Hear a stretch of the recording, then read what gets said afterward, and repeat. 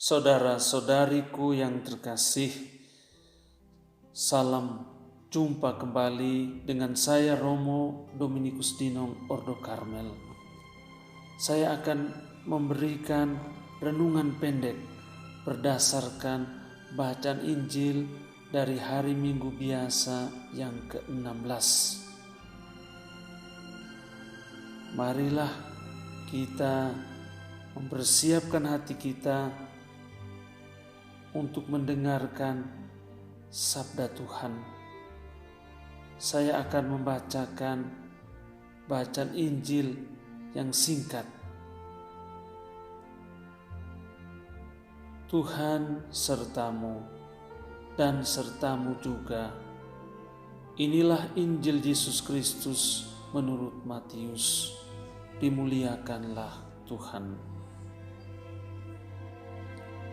Sekali peristiwa, Yesus membentangkan suatu perumpamaan kepada orang banyak.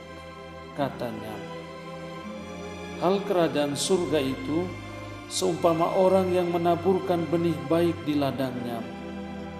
Tetapi pada waktu semua orang tidur, datanglah musuhnya, menaburkan benih lalang di antara gandum itu, lalu pergi. Ketika gandum itu tumbuh dan mulai berbulir, nampaklah juga lalang itu. Maka datanglah hamba-hamba Tuhan ladang itu dan berkata kepadanya, Tuhan, bukankah benih baik yang Tuhan taburkan di ladang Tuhan? Dari manakah lalang itu?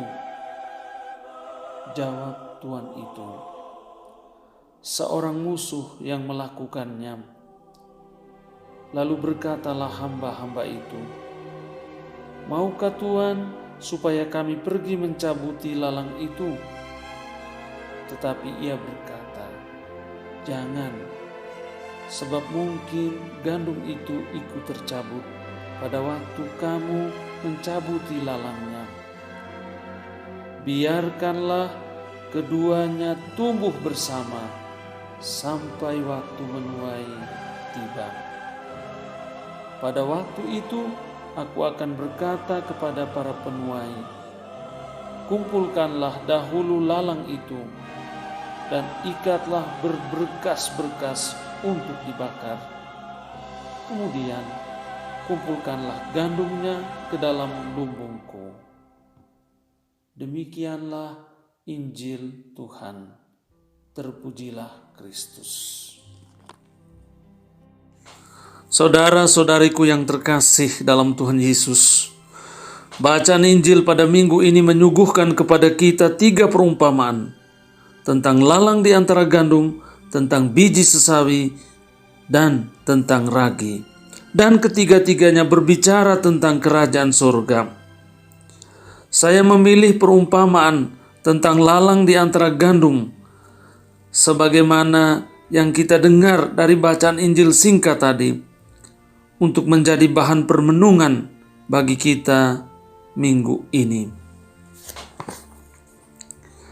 Antara lalang dan gandum sulit dibedakan karena kedua-duanya sangat mirip. Antara berita-berita hoax dan berita-berita benaran sulit dibedakan karena kedua-duanya sangat mirip. Antara produk-produk palsu dan produk-produk orisinal sulit dibedakan karena kedua-duanya sangat mirip. Antara fakta dan hasil trik animasi sulit dibedakan karena bisa jadi keduanya sangat mirip. Antara menari live show dan menari ala TikTok sulit dibedakan karena bisa mirip satu sama lain. Inilah saudara-saudariku yang terkasih, kenyataan hidup yang kita alami sehari-hari, lebih-lebih pada zaman kita sekarang.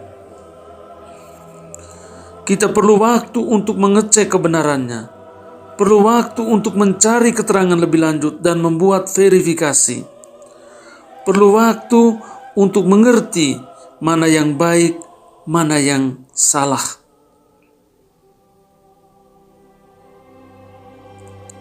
Mengapa kita memerlukan waktu? Supaya kita tidak bertindak ceroboh sehingga bisa membuat gosip menjadi fakta dan membuat fakta jadi mainan kebohongan. Seringkali kita menghabiskan waktu untuk hal-hal yang tidak berguna, yang barangkali semu. Banyak tenaga dan pikiran kita dikacaukan karena berita-berita yang tidak benar, tontonan-tontonan yang palsu tetapi dibuat seolah-olah benar dan fakta.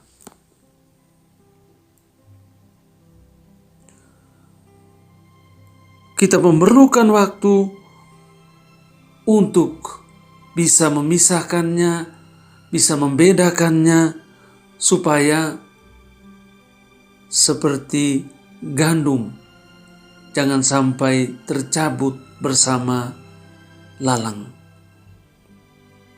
Maka jawaban si pemilik ladang kepada para hamba yang mau mencabut lalang itu adalah, biarlah keduanya bertumbuh besar bersama sampai waktu menuai tiba.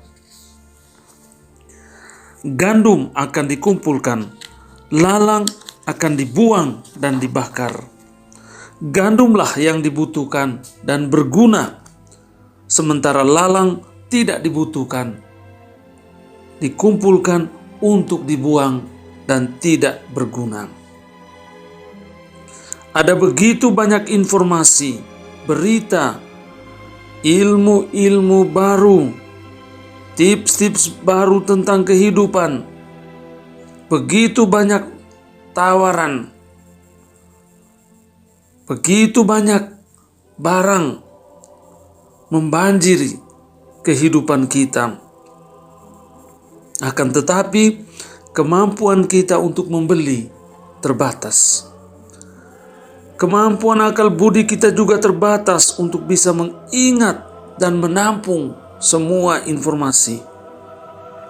Demikian juga hidup kita di dunia ini singkat. Maka saudara-saudariku yang terkasih, perlu sekali kita mengolah kemampuan untuk menyortir, memfilter, menyensor, kemampuan untuk membedakan dan memisahkan lalang dari gandum. Maksud baik para pekerja untuk mencabut lalang disikapi dan dikendalikan oleh pemilik ladang dengan saran,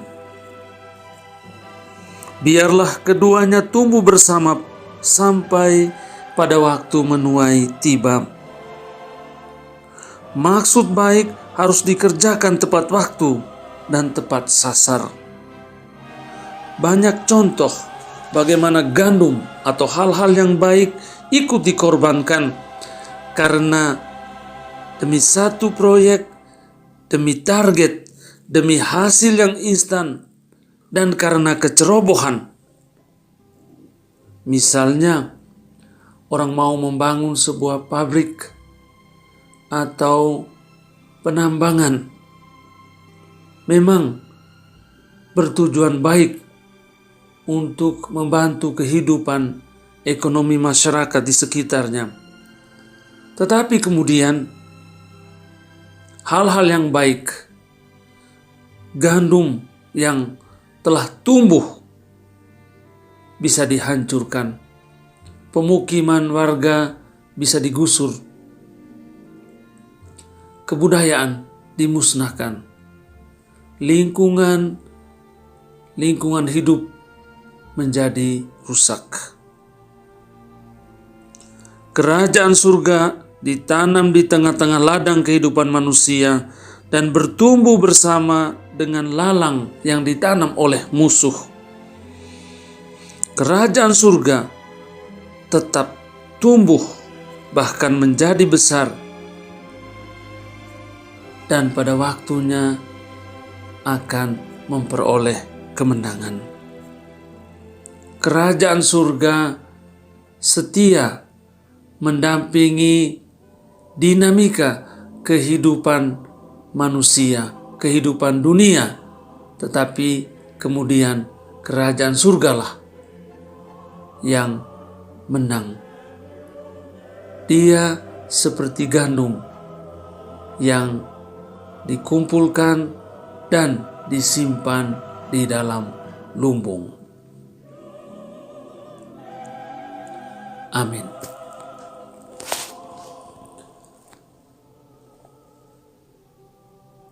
Ya Tuhan kami dan Allah kami bersyukur kepadamu atas semua benih-benih baik yang telah Engkau taburkan di dalam dunia dan di dalam kehidupan manusia.